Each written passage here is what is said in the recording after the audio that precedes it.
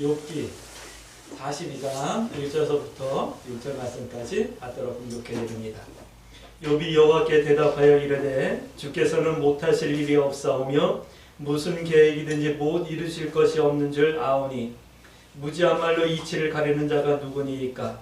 나는 깨닫지도 못할 일을 말하였고 스스로 알 수도 없고 헤아리기도 어려운 일을 말하였나이다.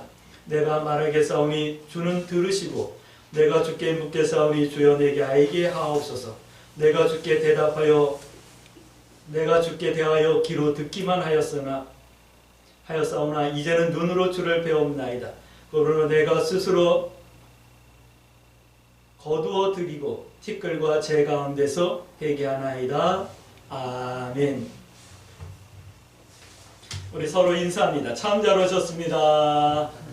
참 잘 오셨습니다. 네, 참 잘 오셨습니다. 명절을 세우고 지내고 나니까 한 주간이 그냥 쑥 지나간 것 같은 그런 느낌이 들더라고요. 그래도 오늘 이렇게 다들 만나서 함께 예배할 수 있게 해주셔서 참 고맙고 감사드립니다. 오늘 우리들은 계속해서 하나님의 꿈이라고 하는 주제의 말씀을 우리가 계속 함께 나누고 있어요. 역대하에서 우리가 몇 주 전에 나왔던 역대하에서 신앙에는 어떤 과정이 있다라고 하는 말씀을 드렸어요. 우리가 하나님의 꿈이 되어지고 하나님께서 꿈을 이루시는 때는 그 어떤 과정이 있다라고 하는 말씀을 했죠. 그 다음에 에스라에서는 이런 말씀을 했어요. 그렇기 때문에 우리는 하나님과 협력해야 됩니다 라고 하는 말씀을 전했어요. 특별히 하나님의 일은 하나님께서 하신다 라는 말씀을 드리면서 오늘 내가 할 수 있는 일을 최선을 다해서 하면 된다라는 말씀을 드렸죠. 또 느헤미야에서는 이렇게 말씀드렸어요. 하나님과 협력해야 되는데 이 마음을 품으라 라고 하는 말씀을 했죠. 그리고 지난주에 우리가 에스더 말씀을 나누면서 이렇게 결단하라 라고 하는 말씀을 했어요. 그러면서 정체성을 세우라, 또 위기 앞에 당당하라, 그리고 어제를 기억하고 내일을 준비하자, 이런 말씀들을 함께 나눴어요. 이어지는 말씀으로 오늘 욥기서 말씀을 함께 나누는데, 욥기서는요 이런 말씀이에요. 신앙의 과정에서 어디까지라고 하는 거에 대한 대답을 해주고 있는 말씀이에요. 우리가 어디까지 신앙이 자라야 할까라고 하는 말씀을 하고 있어요. 욥기의 이 말씀은 시편, 잠언, 전도, 아가서까지 이어지고 있어요. 아직까지 다 준비 안 했기 때문에 정확하게 모르겠지만 이어지는 것 같아요. 그러니까 여러분들 기대해 보세요. 그리고 이 욥기가 지난주 에스더서와 말씀이 연결되어지면서 무엇을 결단해야 할까로 이어지는 말씀이에요. 그러니까 욥기서는 어디까지 우리 신앙이 자라야 되는가, 그 다음에 어떤 것을 결단해야 되는가, 이 두 가지를 말씀하고 있어요. 그러면서 이런 말씀을 하십니다. 항상 온전하라 라고 하는 말씀을 하고 있어요. 오늘 이 말씀의 제목도 항상 온전하라 라고 하는 말씀의 제목으로 함께 나누는 거예요. 오늘 우리 광주 세술교 모든 성도들은 신앙과 삶이 항상 온전할 수 있는 그런 은혜가 있어지길 주의 이름으로 축복합니다. 할렐루야. 성경은 이렇게 증거하고 있어요. 1장 1절 말씀 보니까 하나님께서 욥에 대해서 이렇게 증거하고 있는데 한번 볼까요? 1장 1절 말씀 어떻게 말씀하냐면 욥은 온전하여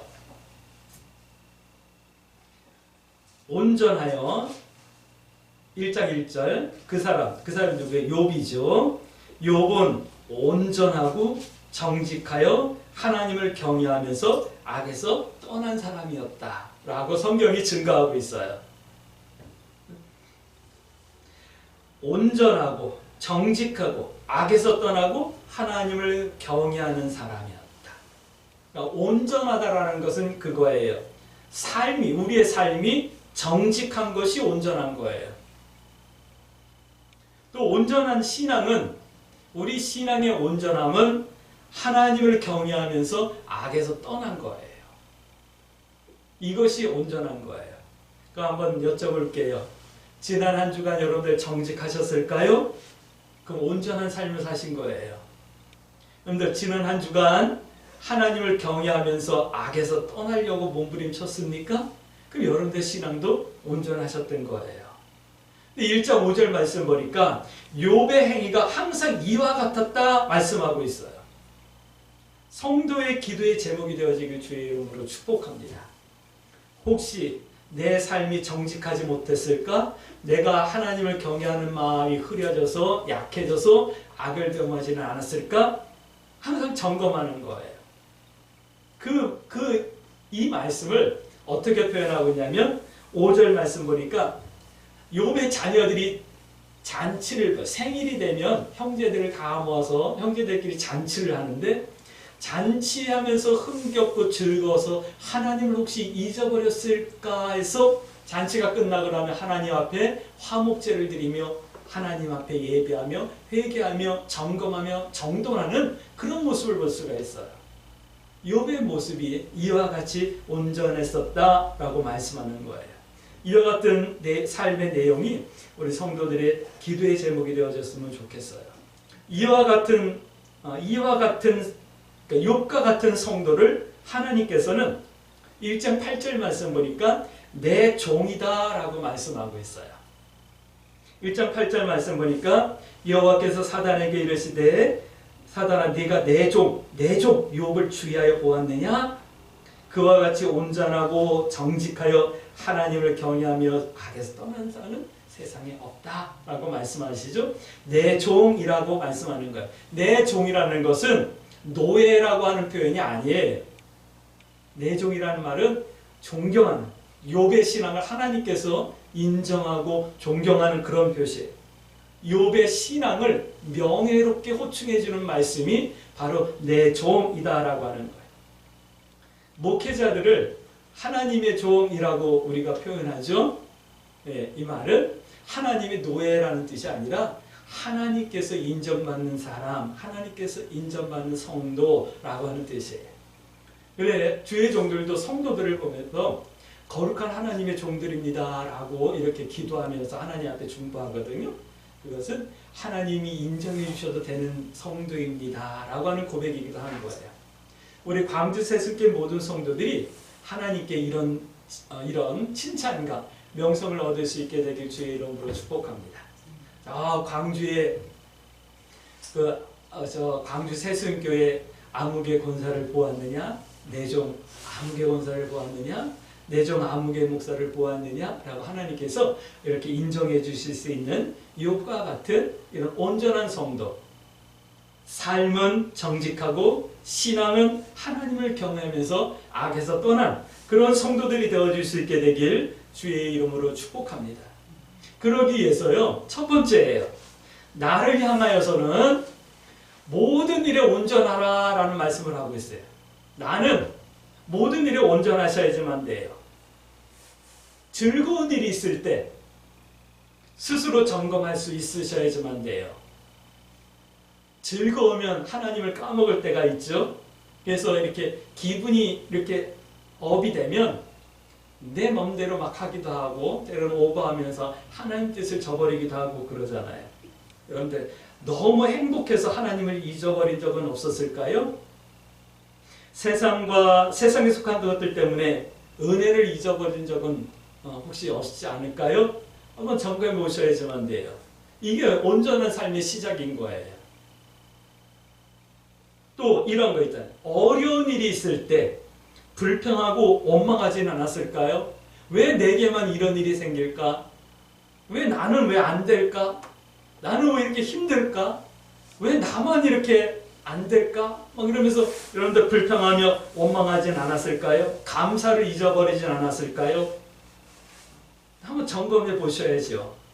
오늘 욥은 그랬던 거예요. 즐거운 일이 있었을 때 혹시 하나님을 잊어버리지 않았을까 점검하며 하나님 앞에 제사를 지니며 예배를 드렸던 모습 우리 1장에서 보았잖아요. 또 몸에 질병이 와가지고 기아 조각으로 몸을 벅벅 긁으면서 고통 중에 앉아 있으면서도 입술로 하나님을 원망하지 않았다라고 말씀이 증가하고 있잖아요. 한번 점검해 보세요. 내 신앙이 어땠나? 일에 일비하지는 않았나? 조금만 좋으면 와 좋아했다가 조금만 나쁘면 그냥 푹 꺼져가지고 세상 다 빼앗긴 것처럼 푹푹거리며 살진 않았나 한번 점검해 보셔요. 조금만 좋으면 다 줄 것처럼 그러다가 조금만 섭섭하면 그냥 확 돌아서 버리는 그런 사람들을 주변에서 보면서 저 사람은 온전한 사람이 아니다 라는 생각이 들어요. 오늘 우리 광주 새순교 성도들이 욥처럼 항상 모든 일에 온전할 수 있기를 기도의 제목 삼으시길 주의 이름으로 축복합니다. 내 삶이 온전하다라는 것은 그런 거예요. 자, 두 번째 이런 거예요. 이웃을 향하여서도 온전할 수 있어야지만 돼요. 이웃을 향하여서 기준 이상으로 온전하라 라는 말씀을 하고 있어요. 기준 이상으로 온전하라 라고 하는 이 말씀은 언제든지 온전하라 라고 하는 말씀을 하고 있는 거예요. 이 사회에는요, 통념이라는 게 있어요. 사회적인 통념. 그러니까 보편적으로 통하는 기준이 있어요. 그럴 거야, 그럴 것이야, 그럴 줄 알았어 라고 하는 이런 통념들이 있답니다. 이게 통하는 사회가 사실은 정직한 사회예요. 성도들은 사실 이게 통해야지만 되는 거예요. 저 사람은 성도니까 이렇게 행할 거야. 예측이 가능하고 그 보편적인 통념에 부합하는 그런 삶을 살 수 있어야지만 돼. 근데 이게 최소한이에요. 최소한 그 정도는 돼야 되는 거예요. 저 사람은 교회 다니는 사람이니까 이렇게 할 거야. 보편적으로 생각하는 그 정도는 반드시 지키며 해낼 수 있으셔야지만 돼요. 그렇게 할 수 있게 되길 주의 이름으로 축복합니다. 근데 성도의 온전함은 이 사회적인 통념을 뛰어넘어야지만 되는 거예요. 왜냐하면 하나님께서 그걸 우리에게 요구하고 계셔요. 그래서 성경은 이렇게 말씀하죠. 마태복음 5장 말씀 보면 예수님께서 산상수훈을 말씀하시면서 이런 말씀을 하고 있어요. 예수님께서 말씀하십니다. 누군가가 너에게 겉옷을 달라고 그러면 속옷까지 주고, 누가 너에게 나랑 오리를 좀 동행해 줄 수 있겠냐라고 부탁하면 그 사람과 신비를 동행해 주고, 조금 더 기분 나쁜 얘기 할게요. 누군가가 왼뺨을 때리면 그래 내가 잘못했다 오른뺨 때려라고 오른뺨도 내주라고 말씀하고 계셔요. 사회적인 통념은 안 그래도 되는 게 통념이거든요. 겉옷만 달라고 하면 미쳤어 내가 겉옷을 너한테 왜 줘? 이럴 수 있는 게 통념이잖아요. 요즘은요. 안 그런가요? 모르는 사람이 와가지고 야 나 추우니까 너 네 겉옷 좀 나 좀 벗어줄래? 그러면 아주 착한 사람은 그래요? 내 옷 입으세요 하고 줄 수 있을 거예요. 그러나 그거는 아주 특별한 거잖아요. 요즘은요. 통념은 이렇게 보면서 이 사람이 정신 나간 사람 아니야? 이러고 지나가는 게 요즘 보편적인 통념 아닌가요? 누군가가 나한테 오른뺨을 쳤다, 왼뺨을 쳤다. 그러면 그 다음부터는 정당방해가 되니까 주먹도 나가고 발도 나가고 입도 나가는 거 아닌가요? 그게 요즘 통념이잖아요. 그렇죠? 근데 그런 사회적인 통념 이상을 해야 되는 것을 성경은 우리에게 가르쳐주고 있는 거예요. 욥의 친구들이 욥에게 말해요. 막 고난받는 욥을 찾아왔어요. 친구들이. 위문을 온 거예요. 아니 욥이라고 하는 친구가 고난을 받는데 그 소문이 들렸겠죠? 그러니까 위로하러 왔어요. 처음에는 욥의 형편을 보면서 아무 말도 못하고 옆에서 같이 그냥 괴로워하고 죄를 들고쓰고 애통해했어요. 근데 나중에는 한마디씩 던지는 거예요. 야 욥, 너 혹시 과부의 가산을 뺏은 것 아니야? 야 욥, 네 자녀들이 10명이나 되는데 네 자녀들이 하나님 앞에서 좀 불법을 하면서 죄를 짓고 막 산 거 아니야? 너 누구한테 돈을 빌리고 안 갚은 것 아니야? 막 이렇게 사회적인 통념을 기준으로 해가지고 얘기를 하는 거예요. 근데 욥은 뭐라 그러죠? 내가 그러지 않았다라고 말씀에 항변하고 있는 거예요.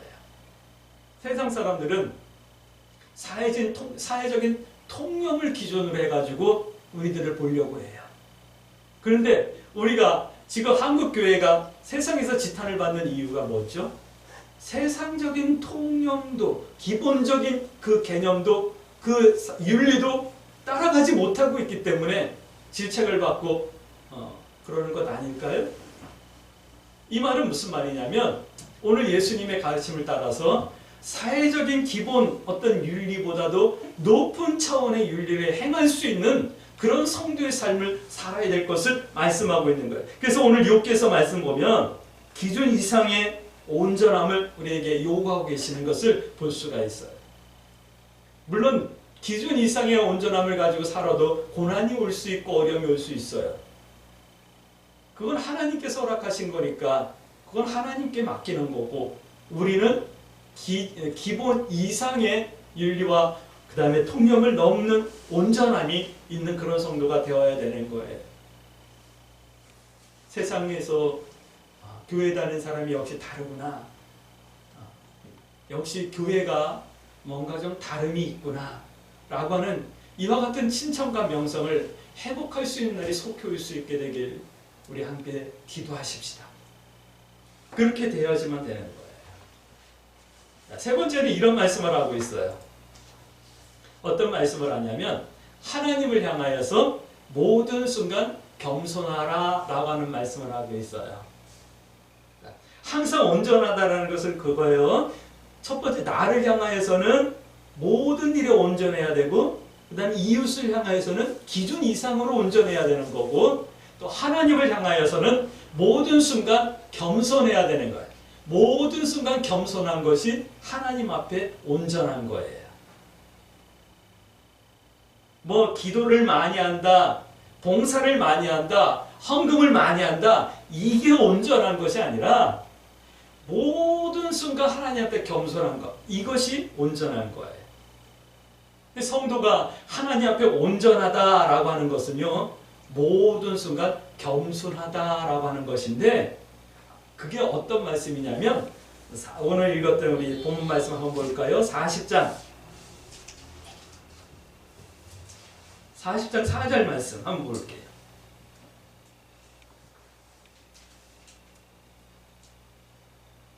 모든 순간 하나님 앞에 겸손한 것은 이런 거예요. 40장 40절 말씀 40장 4절 말씀 보소서 나는 비천하오니 무엇이라 주께 대답하리이까 손으로 내 입을 가릴 뿐이로소이다. 나는 하나님 앞에 아무 할 말이 없습니다. 하나님의 하심이 다 옳습니다. 하나님께서는 하나님의 일을 하셨습니다. 라고 하는 고백하는 거예요. 그 다음에 42장 5절 6절 말씀 볼게요. 42장 5절 6절은 내가 주께 대하여 귀로 듣기만 하였사오나 이제는 눈으로 주를 직접 배움나이다. 그러므로 내가 스스로 내 모든 말들을 거두어드리고 내가 지금까지 생각했던 것, 내가 지금까지 말했던 것, 친구들에게 내가 반박했던 것, 내가 나 그러지 않았다라고 나의 의를 내세웠던 것, 이 모든 것들을 다 거둬들이고 이제 티끌과 제 가운데서 거룩하시고 위대하시고 전능하신 하나님 앞에 회개합니다 라고 하는 거예요. 이것이 바로 하나님 앞에 겸손함이에요. 내가 가진 것으로 살고 내가 배운 것으로 살고 내가 누리고 있는 것으로 내가 사는 것이 아니라 이제 하나님의 은혜로만 삽니다 라고 고백하는 거예요. 이것이 겸손이에요. 그러니까 하나님 앞에 겸손은 하나님을 인정해 드리는 거예요. 내 삶의 모든 것들이 다 하나님의 은혜이고 내가 할 수 있는 것은 하나님께서 내게 주셨기 때문에 할 수 있는 거고 내가 살아있는 것은 하나님께서 내 생명의 주인이기 때문에 내가 살아있는 겁니다. 하나님의 크심을 찬송하는 겁니다. 하나님의 크심을 찬송합니다. 이제 다음 주에 시편 말씀 나눌 텐데 시편은 5권으로 되어 있잖아요. 150편인데 5권으로 나누는데 거기 보면 4권하고 5권 말씀 보면 이런 찬양을 많이 해요. 어떤 찬양이냐면 그냥 하나님이 하나님이기 때문에 찬송하는 거예요. 그런 내용이 많아요. 뭐 때문에 찬송하는 게 아니에요. 그냥 하나님이기 때문에 찬송하는 거예요. 그러니까 우리가 하나님 앞에 겸손하다는 것은 하나님이 하나님이기 때문에 하나님이라고 인정해 드리는 거예요. 하나님의 크심을 찬송하고 나의 자금과 나의 어리석음 때문에 하나님의 은혜를 찾고 구하고 은혜를 소원하는 것, 이것이 바로 하나님 앞에 겸손한 거예요. 이렇게 하는 것이 항상 온전한 성도의 삶이다라고 말씀하고 있는 거예요. 한번 점검해 보실 수 있을까요? 내가 모든 일에 온전한가? 즐거울 때도 또 어렵고 아플 때도 내가 하나님의 은혜를 잊어버리지 않았나?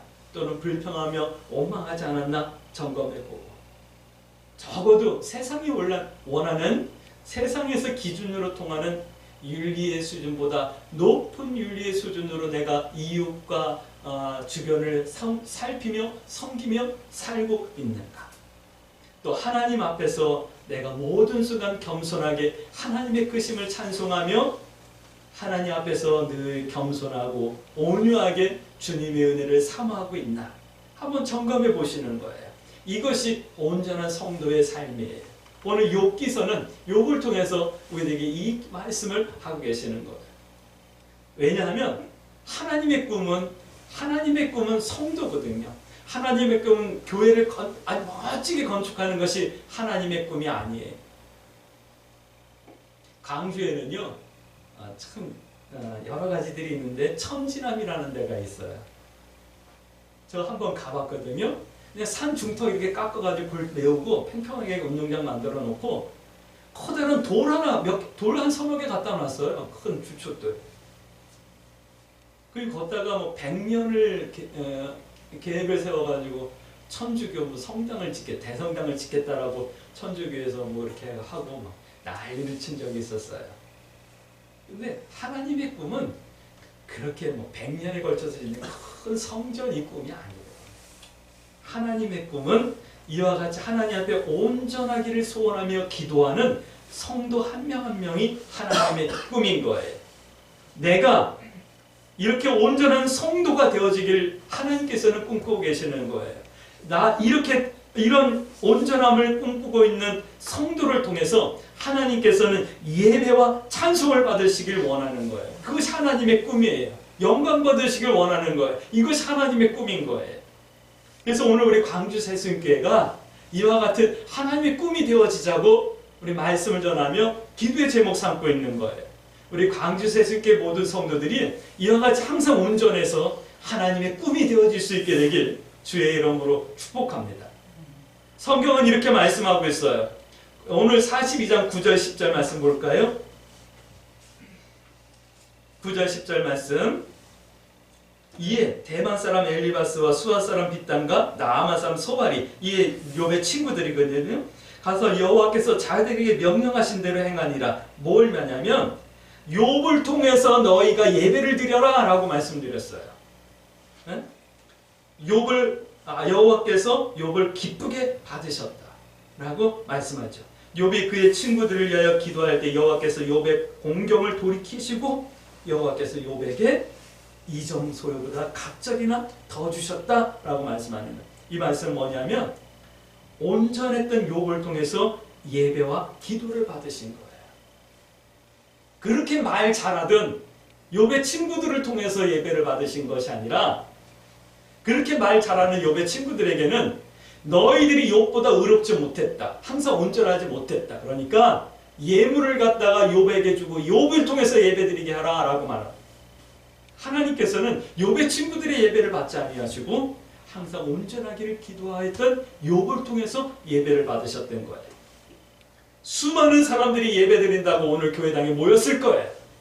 그러나 그들의 예배를 받는 것이 아니라 오늘 욥처럼 항상 온전하기를 위해서 기도하며 소원하는 성도의 예배를 하나님께서는 받으시는 거예요.